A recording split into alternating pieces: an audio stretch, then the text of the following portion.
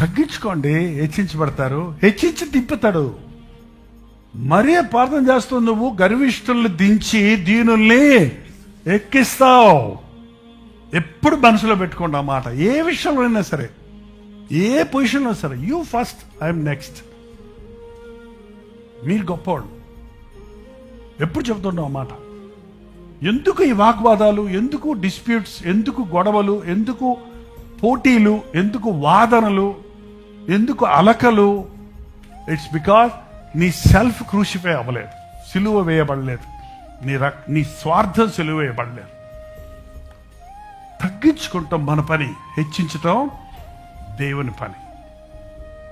ఎన్ని విషయాల్లో మనం తగ్గించుకుంటామో అన్ని విషయాల్లో హెచ్చించబడతాం. ఎప్పుడైనా సరే ఇతరులను ఘనపరుద్దాం, మనల్ని మనం తగ్గించుకుందాం. తగ్గించుకుంటే దేవుని చేతుల్లో హెచ్చించబడతాం. తగ్గించుకుంటూనే ఉన్నప్పుడు హెచ్చించబడేవారిగా ఉండగలుగుతాం. మనలో ఉన్న అహం చావాలి. అందుకే సిలువ దగ్గరకు మనం రావాలి. సిలువను ఎంతగా మనం ధ్యానిస్తామో, సిలువ యుద్ధం ఎంతగా ప్రార్థిస్తామో అంతగా మనం విరిగి నలిగి హృదయాలను కలిగి ఉంటాం.